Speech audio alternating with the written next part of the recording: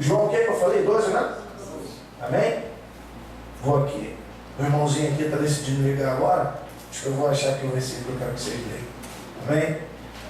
Para a glória de Deus. Todo mal no sangue. Aleluia. Está vendo? Oração forte. Às vezes a gente pensa que, não vou orar por esse aqui não, porque Deus não se preocupa com o que o Tavis travou, não. É muito estranho. Se você acha que isso é importante, ore com vontade, não é verdade? Ore bem. Eu vou ler com os irmãos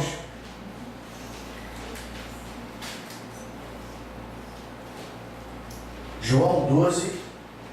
Eu quero começar lendo a partir do versículo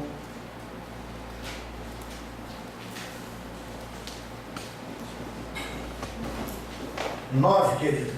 Se eu não estiver errado, a partir do versículo 9. É exatamente isso, aleluia. A partir do versículo 9. E a gente vai falar um pouco sobre isso. Amém? Todos acharam? Amém? Amém. Diz assim: e grande número dos judeus chegou a saber que ele estava ali, e afluíram não só por causa de Jesus, mas também para verem a Lázaro, a quem ele ressuscitara dentre os mortos. Versículo 10. Mas os principais sacerdotes deliberaram matar também a Lázaro, porque muitos por causa dele deixavam os judeus e criam em Jesus. Eu quero ler de novo versículo 10 e 11. Mas os principais, o quê? Sacerdotes, tá? Era crente, os caras eram crentes, tá, gente?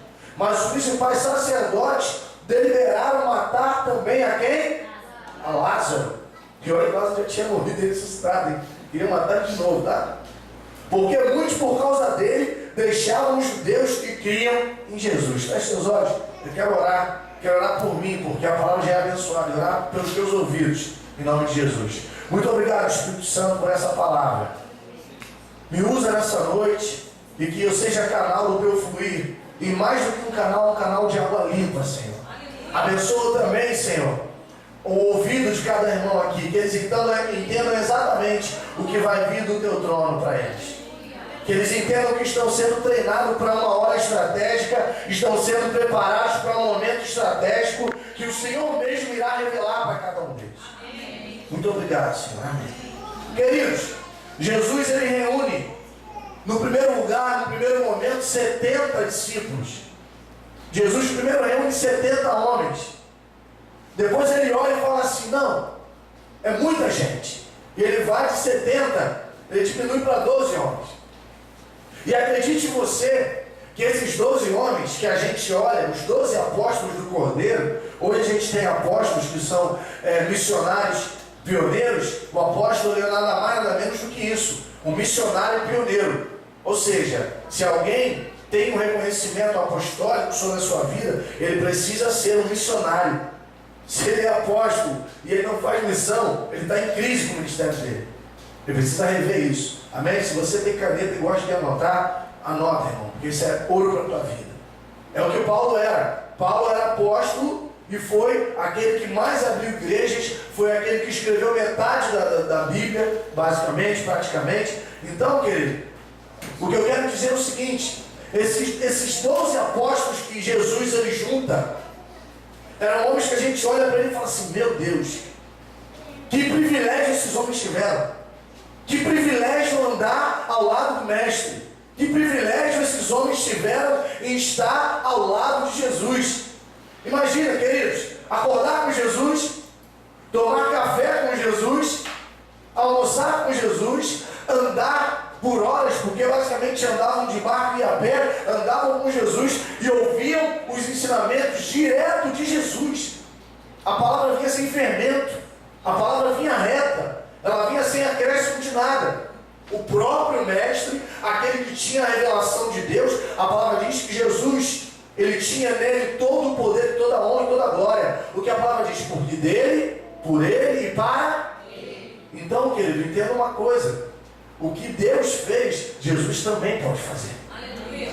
Porque tudo é dele, por ele, para ele. Ah, não.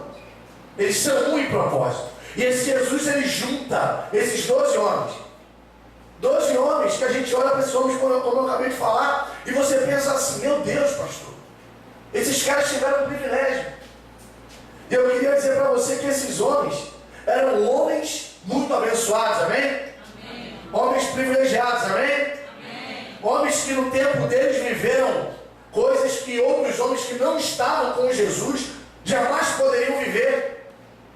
Só que existe uma questão que a gente deixa passar batido. Esses homens eram homens iguais a mim, iguais a você.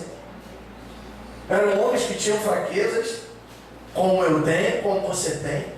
Era homem que cansava, era homem que tinha medo, era homem que se desesperava, era homem que tinha crise de fé. Olha só, os discípulos, alguns deles tiveram crise de fé.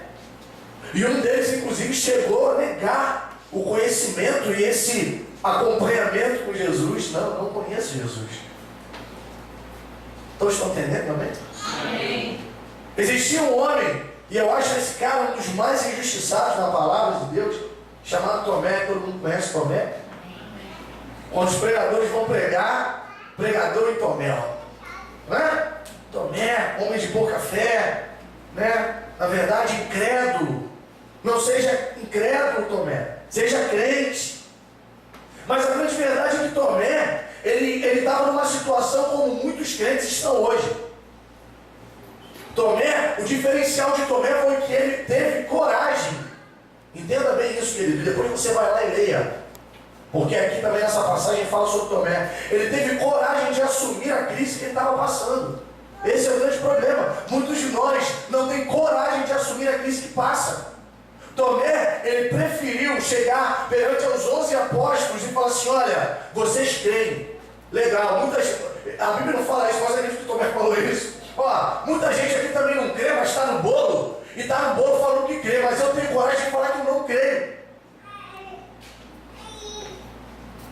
Eu tenho coragem de falar que, olha, é muito legal isso, é uma bênção. Eu andei com Jesus, eu vi o que ele fez, mas se eu não ver ele, eu não consigo crer. Eu não consigo. Eu não consigo. E é por isso que a gente olha para Tomé e fala, que homem incrédulo. Só que existe uma coisa que a gente passa batido. Só para ver esse leque aqui em Tomé, vem comigo aqui nessa passagem mesmo, para você saber um pouquinho quem era Tomé.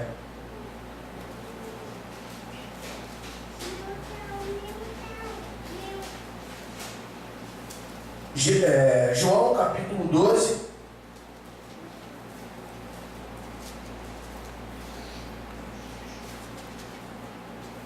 Deixa eu ir andando aqui.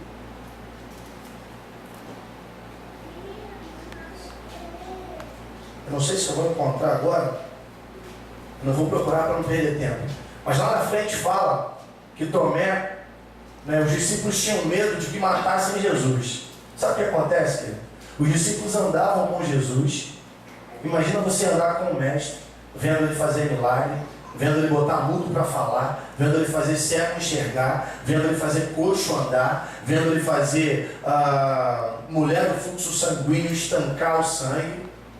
Agora eu pergunto para você, se você anda com um homem desse homem, você ia acreditar que um dia ele ia morrer? Alguém ia acreditar que um dia ele pudesse morrer? Eu não. O cara andou sobre as águas. O cara ressuscitou Lázaro.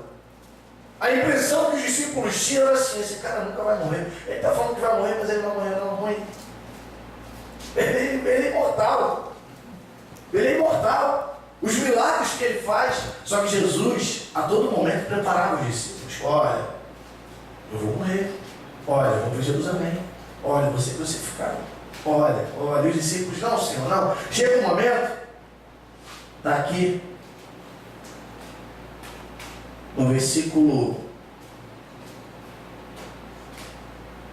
22, capítulo 12, versículo 22, diz assim, Felipe foi dizê-lo a André, então André e Felipe foram dizê-lo a Jesus. Respondeu Jesus, é chegada a hora de ser glorificado o Filho do Homem. Em verdade vos digo, se o grão de trigo caindo na terra não morrer, fica ele só, mas se morrer dá muito fruto. 25. Quem ama a sua vida, perdê-la. E quem nesse mundo odeia a sua vida, guardá-la para a vida eterna. Se alguém me quiser servir, siga-me. E onde eu estiver, ali estará também meu servo. Ou seja, quem quer me servir tem que estar onde eu estou. Amém, queridos?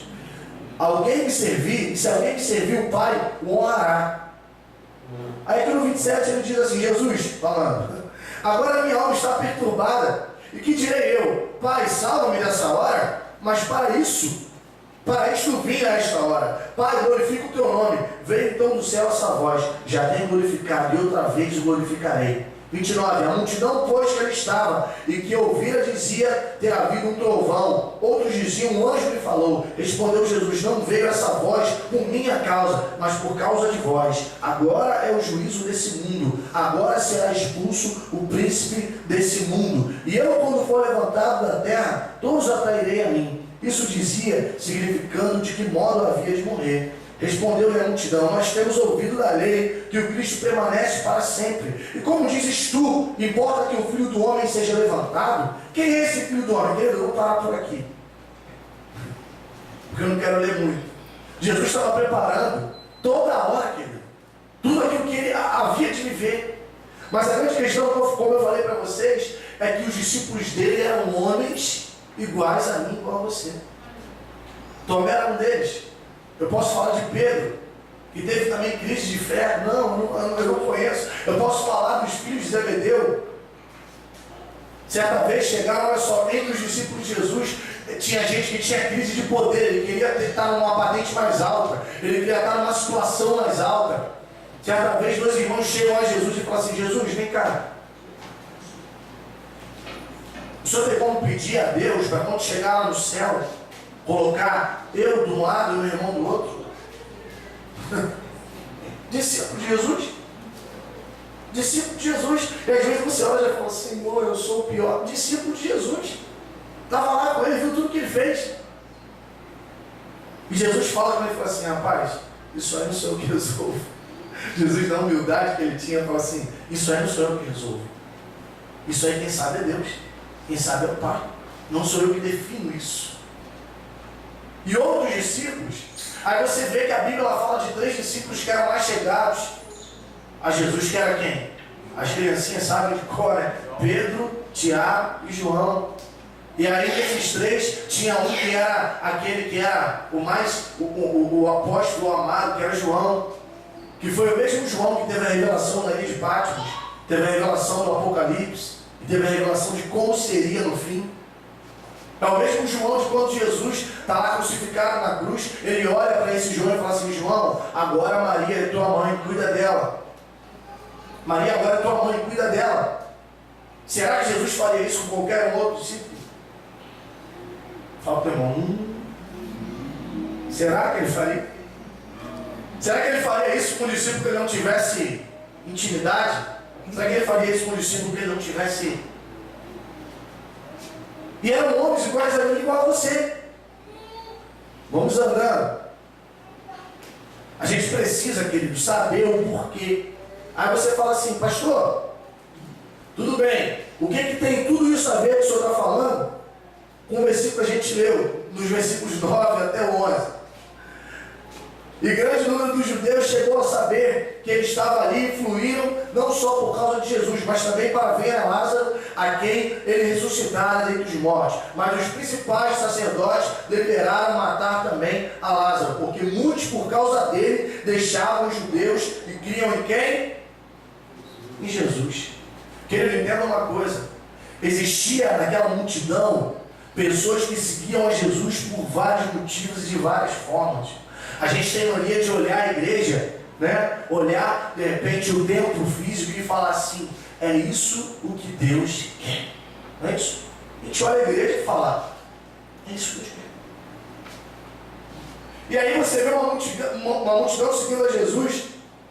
No versículo 7, vamos ler aqui no versículo 18, querido. O que a palavra diz lá no versículo 18? É tremendo. Olha só. E foi por isso, vou ler o 17, vou ler o 18. dava-lhe, pois, testemunho à multidão que estava com ele quando chamara Lázaro da sepultura e ressuscitara dentre os mortos. E foi por isso que a multidão lhe saiu ao encontro, por ter ouvido que ele o que? Fizera este sinal. Qual é o sinal? A ressurreição de Lázaro. O sinal era a ressurreição de Lázaro. Aí eu pergunto para você, igreja, por que essa multidão aqui, provavelmente 90% seguia Jesus? Pelo que ele podia dar, pelo que ele podia fazer, porque ele podia ressuscitar o morto, porque ele podia de repente dar um carro novo para o cabra. A gente precisa entrar num momento de um relacionamento com Deus, não mais por interesse, mas um relacionamento por amor. Um relacionamento por amor. Eu não estou falando de nada novo, naquele tempo já era assim.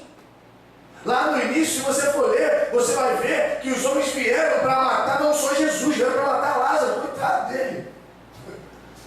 Lázaro morre, Jesus volta, ressuscita Lázaro, só que depois Lázaro virou um problema. Primeiro, Lázaro virou um problema porque ele atraía muita gente. Tinha gente que ia para ver Lázaro, não queria ver Jesus. Queria ver Lázaro. Porque queria ver quem é esse homem que Jesus ressuscitou. Quem é esse homem? E o outro problema